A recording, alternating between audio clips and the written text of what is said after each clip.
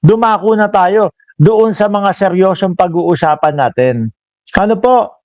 Ay nako, eto. Pabigat po ng pabigat at palalim po ng palalim ang usapin po kay Yusek Cabral, mga bossing. No? At eto na nga, mga kababayan. Yung ano po, yung mister, ang akala ho natin tayo lang yung nakapansin na bakit ganun yung interview nung mister ni Cabral? No?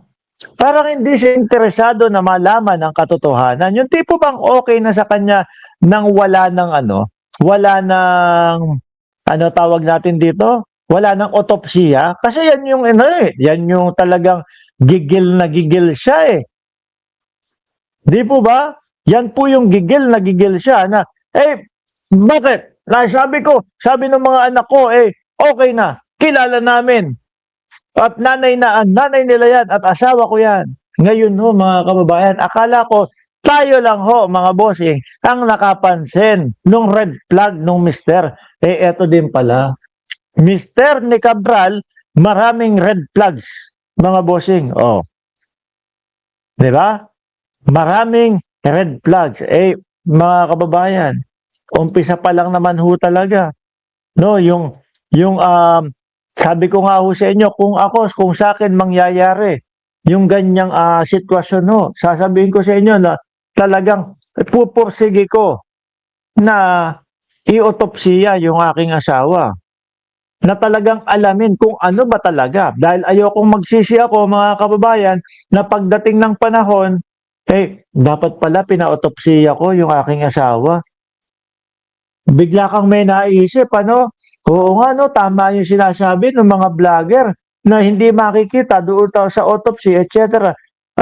Paano kung tinulak? Paano kung merong mga talagang malalaking mga tao na gustong ipapatay talaga yung asawa ko? Dahil kapag bumuka ang bibig niyan at inamin etong mga nandoon sa listahan niya na mga korap, mayayari sila.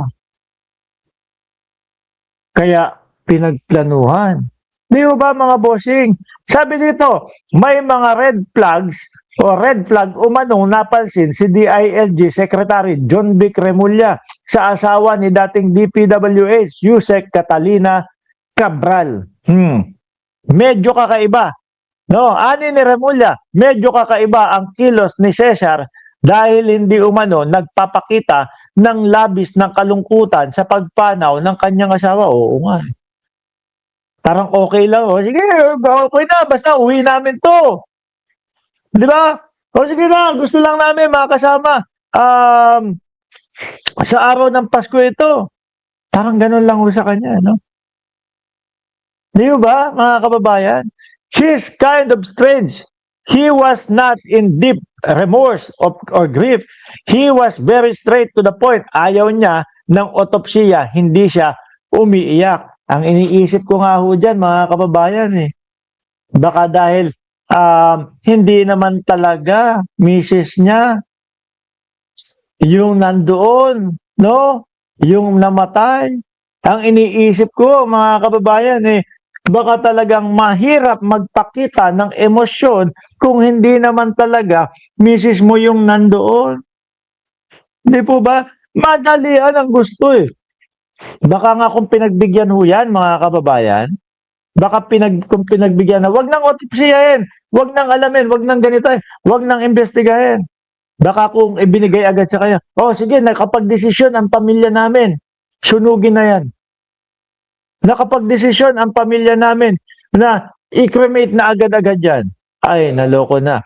Mas nalusaw na ho, agad-agad, di ba? Sabi ni Opelia Mastilero, sana po ay dapat mag-resign na yan, Sir Mark Ramos. Si BP Sara, puro gulo. At manggugulo po ang pamilya Duterte po, Sir. Yan pang mga yan, mapaparesign nyo ba yan? Parang imposible. Kapit to ko nga ho sa kanilang mga posisyon mga kababayan Di ba? Tuloy natin to. Sabi, it raises a lot of red flags, to us. What we know is that their relationship has been strained for a long time, but they've been living as man and wife. They've never been separate. Oo. Ako ho, siguro, kung ako talaga ang nasa posisyon nun, baka hanggang ngayon hindi niyo pa ako makausap, eh. Baka hanggang ngayon po lalatang-lata pa din ako, baka ano, um, wala pa din akong kagana-ganang kausap po, mga bossing. At talagang ipupursige mo na malaman ang katotohanan. Eh di kung wala, eh di wala. Pero yung mga tipo ho ba na kanyang mga ano, kanyang mga dahilan na, ayoko ipa-autopsy kasi nakakita ko ng ino-autopsya, patay na nga. Tapos ipapahiwa mo pa yung para pong napakababa o napakababaw na dahilan nun para hindi mo ipa-autopsya at malaman kung ano talaga ang katotohanan na nangyari doon sa kabiyak mo sa buhay. Di ba? Malayo po sa human nature eh. Kung paano po mag-react si Boss Cesar Cabral. Yan lang naman po ay ating nakikita mga kababayan. Eh baka siguro magkaiba talaga kami ng reaksyon. No? Baka iba talaga ang reaksyon niya, no? Baka talagang medyo ano lang siya, yung tipo bang wala na, ganun na nangyari. Okay na, sige, tapos na, wag na autopsy. Sabi ni Ma'am Neng Gigi, ako tingin ko ibang babae yung bangkay. Kung nagsagawa ng DNA, baka binayaran siguro kaya yung DNA test nagmatch kay Kab. Pwede din po yan. No? Pwede din ho yan, mga kababayan. Maaari. Alam niyo naman po. Ganito na lang, boss. Ito hindi ko ho, sinasabing ito mismo ang kanilang ginawa. Pero pwedeng ganito hong mga diskartehan yan, boss. No, sinasabi DNA Gawin natin. Sige, DNA, no? Sige, magbibigay ng laway o hibla o ng buhok or whatever kung saan man makukuha yung ano, papadala yan. Pagpalitin mo na lang, boss. Tsaka yung parang nakita ko, yung litrato po o picture nung kabaong, parang hindi din binubuksan. Ano ho? Parang hindi din ho binubuksan. Sir, baka ang asawa ni Jose Cabral ay may malaki na suhol po, no?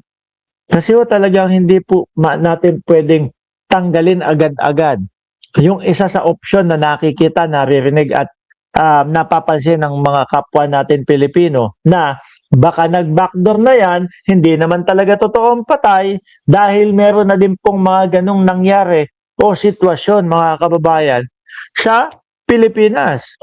Yung mga scam-scam, pinatay yung sarili, kunyari lang pala. Lumipad ng Estados Unidos. Di ba? Naligtas doon sa pagkakakulong mo, mga bossing. Tuloy, sa kabila ng pagtutol ng asawang isinagawa pa rin ang autopsiya sa katawan ni Catalina, ani ni Remulla lumabas sa autopsy na ang sanhi ng pagkamatay ay dulot ng blunt force trauma o yung pagkahulog ho, mga kababayan. Pero kung talagang pati ho loob ng katawan, i-autopsya yan. Baka lang may mga makitang pag-overdose doon sa tao, para dahilan upang mahulog doon sa bangin ho, mga kababayan. Yan ho no? Yan ho lahat ang umiikot na usap-usapan po, mga bossing. Yung pagkaka-selfie ni Cesar Cabral, Cesar Cabral, yung pagkaka-selfie ho, nung driver ni Catalina Cabral. Isa din sa naiisip ko, hindi kaya kunyari siya, selfie mo ako. Oy, bakit madam? Para kapag tinanong nila at nagduda sila na si Catalina Cabral ba talaga yan, at least may ipapakita kayo na eto nga po, nag-selfie ako, nakaupo po si Ma'am Catalina doon sa gilid. Kumbaga, madadagdagan ang bigat ho, mga bossing, noong naratibo nila na kunyari, si Catalina Cabral yung nandoon ho, mga bossing. Di ba? Pero sabi nga ho, ni DILG o Remulla, sabi niya, yun daw ho yun. Pero bilang ako po sa pagtutok dito sa balitang ito, at base na din po doon sa mga ini-interview, yung mga asawa, yung interview doon sa kanyang driver, medyo sensya na ho Nagtataka ho tayo talaga. Oh, sabi dito ni Ma'am Neng Gigi, nakapagtataka kasi ayaw ng pamilya ng investigasyon. Una, ayaw ng autopsy. Pangalawa, sabi ng asawa, nadulas lang daw. Isa pa yun.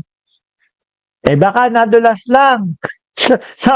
sabi ni Cesar Cabral, baka nadulas lang. Hindi mo pala alam kung ano talaga ang sigurado eh.